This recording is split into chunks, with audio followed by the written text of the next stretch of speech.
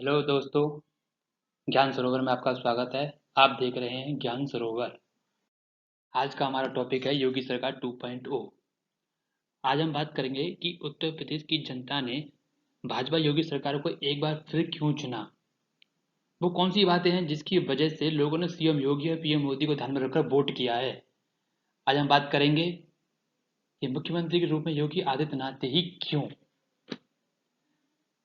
दोस्तों, साथ ही उन महत्वपूर्ण बातों पर भी बात करेंगे जिन पर योगी सरकार को विशेष ध्यान देना चाहिए। दोस्तों, शुरू करते हैं आज का टॉपिक। उत्तर प्रदेश में फिर बुलडोजर सरकार। बाबा का नाम बुलडोजर बाबा क्यों पड़ा?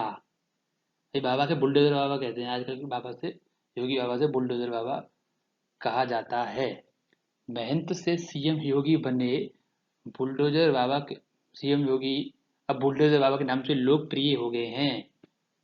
इसका श्रेय इसका श्रेय तो उनकी ताबड़तोड़ कार्यवाही को ही जाता है। ताबड़तोड़ बुलडोजर कार्यवाही। भाई योगी बाबा ने माफियाओं की अवैध बिल्डिंगों, उनके अवैध कब्जों, सरकारी जमीनों के अवैध कब्जों पर बुलडोज चला कर ये संकेत दे दिया है कि सरकार माफियाओं को बिल्कुल नहीं बख्शेगी, उन पर सख्त कार्रवाई करेगी। और ये बहुत जरूरी है कि माफियाओं में ये संदेश जाना बहुत जरूरी है कि सरकार मजबूती से इनके आगे खड़ी है।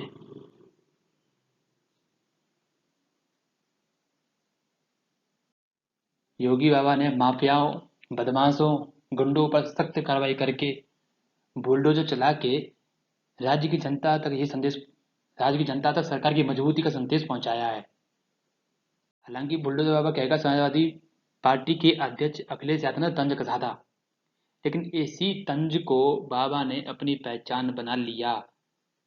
भाई, विरोधियों के तंज को अपनी ताकत बना लेना ही अद्भुत कला है। ये कला हर किसी में नहीं होती है। 25 मार्च को 52 मंत्रियों के साथ योगी आदित्यनाथ ने शपथ ग्रहण की। 25 मार्च को योगी आदित्यनाथ ने मुख्यमंत्री पद की शपथ ग्रहण की।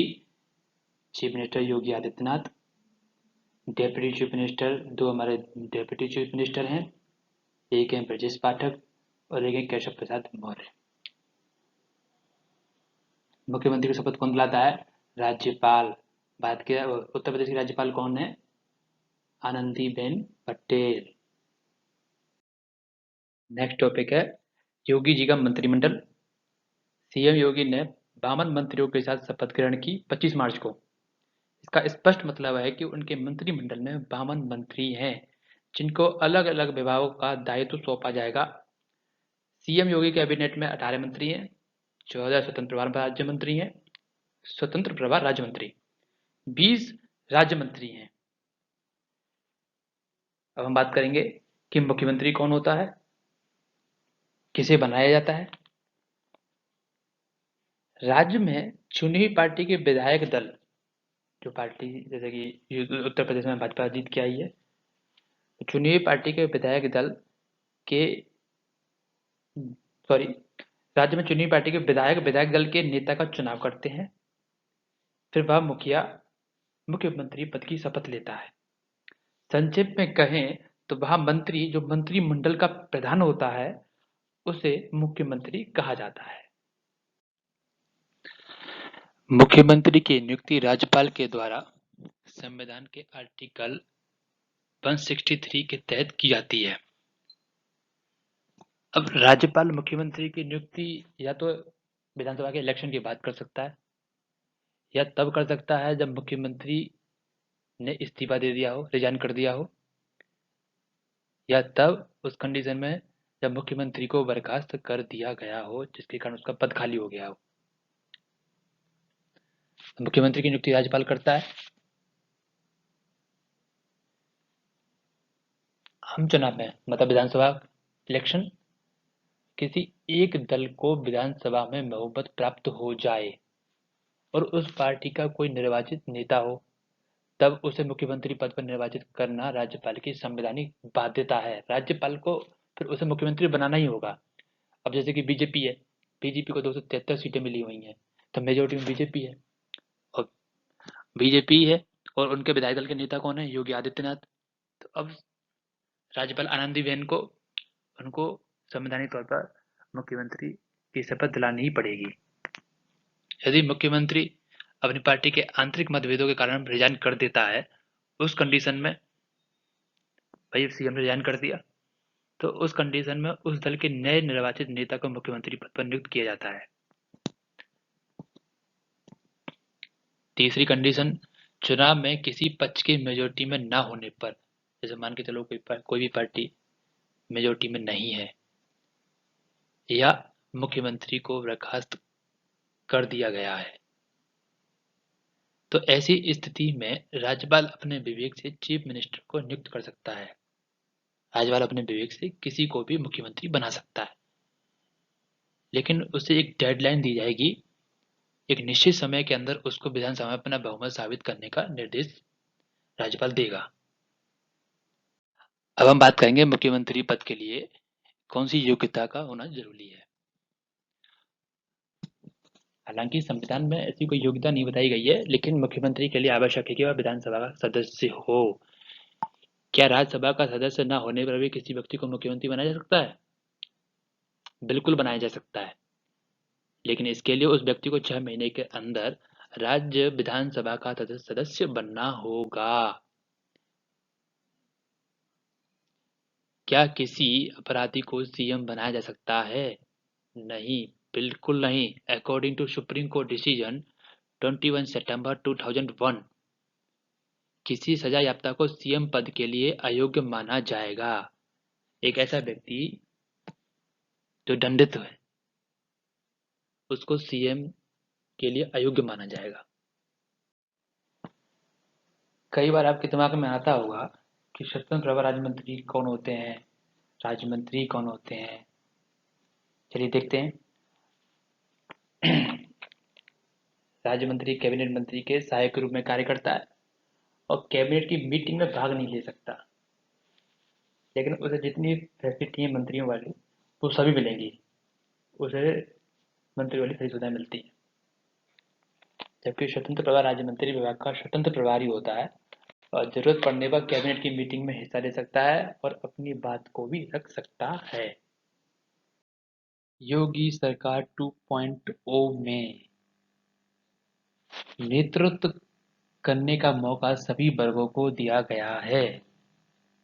ब्राह्मण, ठाकुर, कायस्थ, भूमिया, जाट, दलित, एक मुस्लिम भी हैं।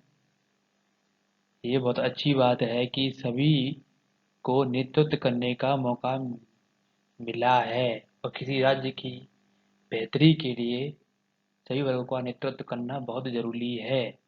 हर वर्ग को जिम्मेदारी मिलनी चाहिए जिससे कि वो राज्य के सर्वांगीण विकास में अपना योगदान दे सकें।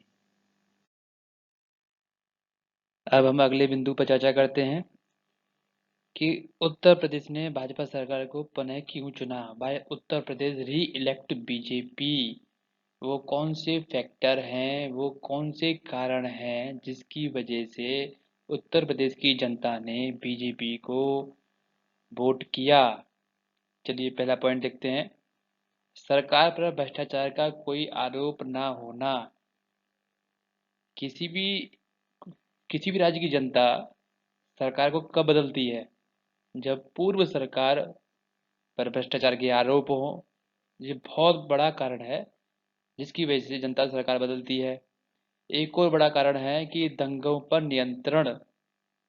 अगर भूतपूर्व सरकार ने दंगों पर नियंत्रण नहीं पाया तो जनता उसके खिलाफ वोटिंग करती है। तो देखते हैं कौन कौन से कारण है। पहला कारण है सरकार पर भ्रष्टाचार का कोई आरोप का ना होना। ये एक बहुत बड़ी उपलब्धि है किसी भी सरकार के लिए कि उस पर 5 साल में एक भी भ्रष्टाचार का आरोप नहीं लगा।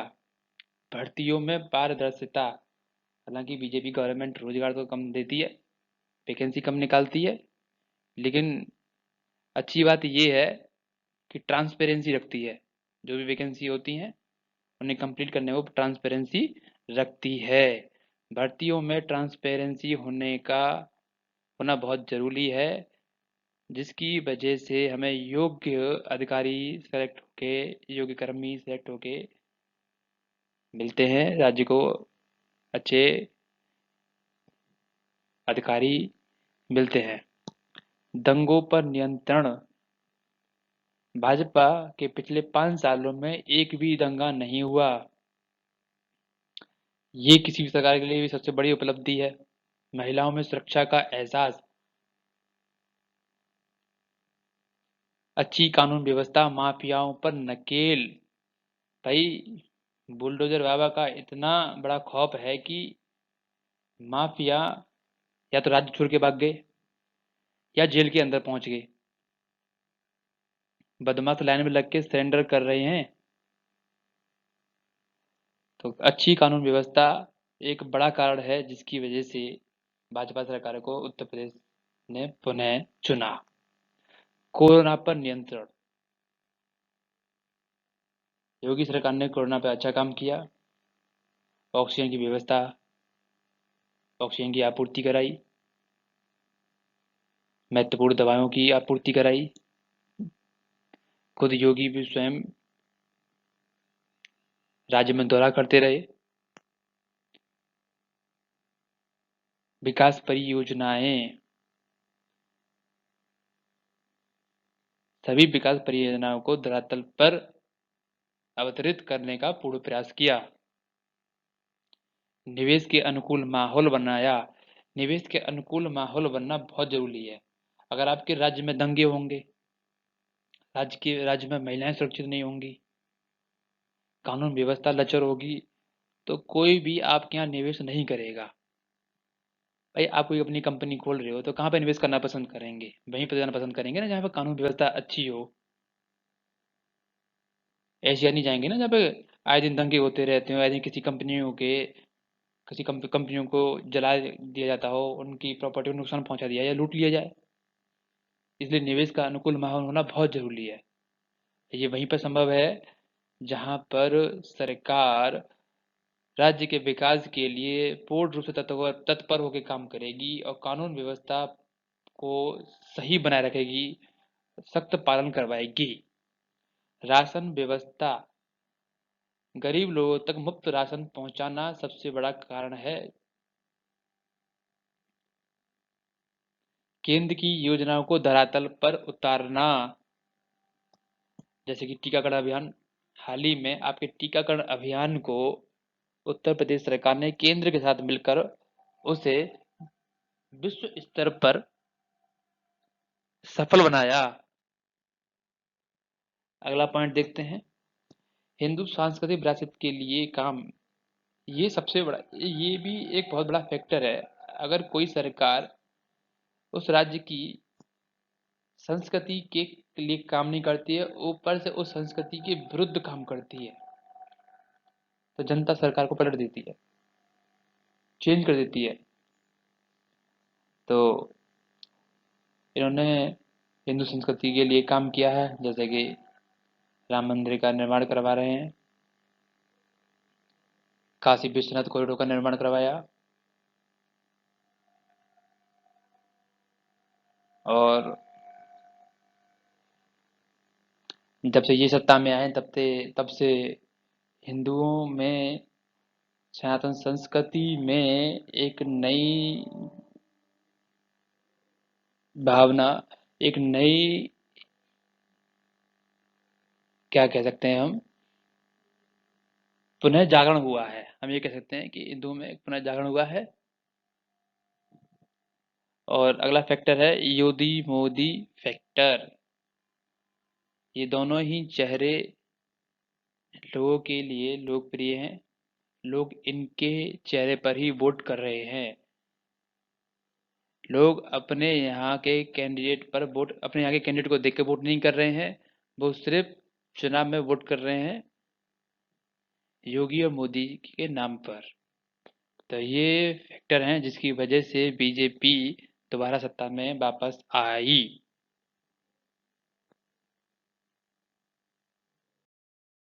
अब हम बात करेंगे मुख्यमंत्री के रूप में योगी आदित्यनाथ ही क्यों। देखिए, कई सारे कारण हैं जिसकी वजह से लोग योगी आदित्यनाथ जी को पसंद करते हैं, उन्हें मुख्यमंत्री के रूप में देखना चाहते हैं। सबसे बड़ा कारण है इनकी बेदाग छवि, इन पर किसी भी प्रकार का भ्रष्टाचार और अपराध का आरोप ना होना, बेदाग छवि का होना। ये एक अनुशासित व्यक्ति है, ये खुद भी 18-18 घंटे काम करते हैं सीएम ऑफिस में। इनकी वजह से अधिकारी भी ऑफिस में टाइम पर आ रहे हैं, मेहनत कर रहे हैं, रिश्वत लेने से डर रहे हैं, 4 बार सोचते हैं रिश्वत लेने से पहले। दूसरा है सनातन संस्कृति के पालक। सीएम योगी सनातन संस्कृति को पूर्ण रूप से पालन करते हैं, उसका निर्वहन करते हैं। सीएम योगी ने 21 वर्ष की आयु में ही अपना घर छोड़कर संन्यास ग्रहण कर लिया था। ये कोई साधारण कदम नहीं है। युवावस्था में संन्यास ग्रहण करना ये कोई सामान्य निर्णय नहीं है। मैं तो यही कहूँगा कि यह बहुत कठिन निर्णय है। अगर आप संन्यास आश्रम में बिना किसी उद्देश्य के प्रवेश कर रहे हैं तो आप अपने जीवन में भटक जाएंगे, किसी चीज़ की कमी महसूस करेंगे।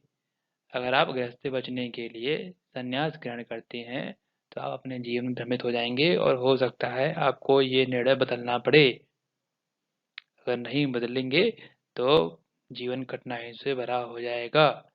इसलिए अगर आप संन्यास लेना चाहते हैं तो उसका कोई विशेष उद्देश्य होना जरूरी है, जैसे कि देश सेवा के लिए अपने जीवन को लगाना। अगर आपका कोई उद्देश्य होगा तो आपका मन नहीं भटकेगा। अगला टॉपिक है, अगला पॉइंट है गुंडे बदमाश माफियाओं में इनका खौफ। एक बात तो है, जब से योगी आदित्यनाथ मुख्यमंत्री बने उत्तर प्रदेश की पुलिस की छवि भी बेहतर हो गई है। पहले उत्तर प्रदेश पुलिस की छवि इतनी गंदी थी, क्राइम रेट भी बहुत ज़्यादा था, लेकिन अब पुलिस की छवि बहुत अच्छी हो गई है। बदमाशों में इनका खौफ है, डर है, बदमाश बदमाशी करने से पहले सोच रहे हैं।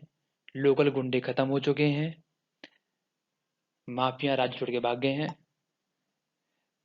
कई माफियाओं के एनकाउंटर करवा दिए गए, उनको मार गिराया गया।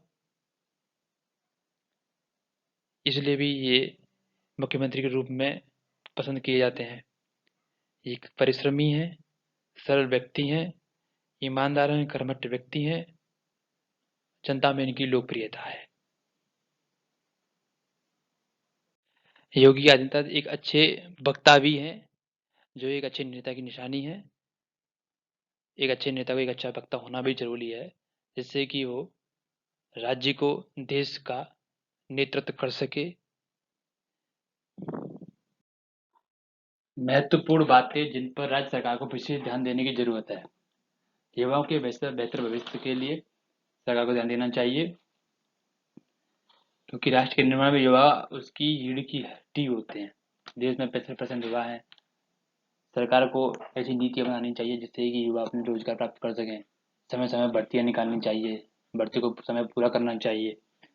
और केवल सरकारी नौकरियों के भरोसे ही रोजगार की समस्या खत्म नहीं होगी। बेरोजगारी जो सरकार केवल सरकारी नौकरी के भरोसे खत्म नहीं होने वाली है। इसके लिए सरकार को प्राइवेट सेक्टर में भी काम करना होगा। ऐसी नीतियां बनानी होगी प्राइवेट सेक्टर में, जिससे कि युवा प्राइवेट सेक्टर की तरफ आकर्षित हो, उन्हें अपना भविष्य सुरक्षित महसूस करें। जैसे कि नॉलेज और स्किल्स के आधार पर उन्हें जॉब मिले, वर्क मिले, वेतन मिले, उनका शोषण ना हो, जिससे कि वो प्राइवेट सेक्टर में वो अपने आप को सुरक्षित महसूस करें और प्राइवेट सेक्टर की तरफ मुड़ सके। अगला महत्वपूर्ण बिंदु है सरकारी स्कूलों में पढ़ाई का माहौल बनाने पर। सरकारों को स्कूलों में पढ़ाई का माहौल बनाना है। देखो, सरकारी स्कूलों में पढ़ाई का माहौल ही नहीं है, न कि इंफ्रास्ट्रक्चर है। अभिभावक अपने बच्चों को स्कूलों में भेजने नहीं चाहते हैं। सरकारी स्कूलों में, चाहे वो प्राइमरी हो, जूनियर हाई स्कूल हो या इंटरमीडिएट हो, इन स्कूलों में, इन कॉलेजों में लोग अपने बच्चों को नहीं भेजना चाहते हैं। कारण वहाँ पे माहौल का ना होना। लोग प्राइवेट स्कूल में क्यों भेजते हैं? क्योंकि वहाँ पर पढ़ाई का माहौल है, इंफ्रास्ट्रक्चर है, बिल्डिंग्स हैं, फैसिलिटीज हैं। सरकार करोड़ों रुपए खर्च कर रही है सरकारी स्कूलों पर, टीचर सेलेक्ट होके आ रहे हैं। इन क्या फायदा इनका? इसे सरकार को ध्यान देना चाहिए कि किस प्रकार सरकारी स्कूलों में पढ़ाई का माहौल बने, वहाँ पे अच्छा इंफ्रास्ट्रक्चर क्रिएट करे। अगली महत्वपूर्ण बात है, सरकारी अस्पतालों में सरकार को ध्यान देना होगा। वहाँ पे लोग इलाज कराने के लिए नहीं जाना चाहते हैं। सरकार को इस तरह का सिस्टम बनाना होगा कि लोग विश्वास के वहाँ पे इलाज कराने के लिए जाएं। और जो लोग सिस्टम में बैठकर बदमाशी कर रहे हैं, समय पर अपना काम नहीं कर रहे हैं, गवर्नमेंट की पॉलिसीज को लागू नहीं कर रहे हैं, उन पर सख्त एक्शन लिया जाए। अगली महत्वपूर्ण बात है, राज्य की जनता ने 403 विधायक चुने हैं, 80 सांसद हैं, लेकिन कोई भी चुनाव के बाद जनता के बीच नहीं आता है। हर जिले में एक जिलाधिकारी होता है, हर एक एसएसपी होता है, 4-5 एसडीएम होते हैं, डीएसपी होते हैं, लेकिन कोई भी जनता के बीच नहीं आता है। तो मुख्यमंत्री द्वारा इन सभी को समय समय पर जनता के बीच जाकर उनकी समस्या सुनने के निर्देश दिए जाएं। अगला टॉपिक है स्वच्छता अभियान। सरकार को स्वच्छता पर विशेष ध्यान देना होगा। शहरों कस्बों में गंदे पानी के निकासी के लिए उचित प्रबंध किया जाए। सूखे कूड़े के निकास के लिए उचित व्यवस्था की जाए। साथ ही नगर निगम नगर पंचायत के कर्मियों को सख्त निर्देश दिए जाएं कि कुछ उपयोग में न आने वाली जगहों पर ही कूड़ा डाला जाए। ऐसी जगह पर कूड़ा डाला जाए जो जगह उपयोगी नहीं है, जहाँ से लोगों का आना जाना कम हो, यहाँ पर लोग कम से कम रहते हों और ना के बराबर ही रहते हों। और घरों से ही कूड़ा उठाने की व्यवस्था की जाए। हालांकि वर्तमान केंद्र सरकार, राज्य सरकार दोनों ही स्वच्छता अभियान को सफल बनाने में पूर्ण रूप से लगे हुए हैं, लेकिन फिर भी इसको नेक्स्ट लेवल पर ले जाने की सख्त जरूरत है। क्योंकि आए दिन देखने को मिलता है कि जो सूखा कूड़ा यहाँ तहाँ इकट्ठा मिलता है। खास तौर पर कस्बों की ये स्थिति है। कस्बों में गंदे पानी के निकासी के लिए भी उचित प्रबंध की जरूरत है। अगर ये पानी निकासी की उचित व्यवस्था नहीं की गई तो ये घातक बीमारियों को जन्म देती है। थैंक यू फ्रेंड्स, वीडियो को देखने के लिए। हमारी वीडियो को लाइक करें, सब्सक्राइब करें और बेल आइकन को प्रेस करें। सब्सक्राइब करना ना भूलें। Thank you.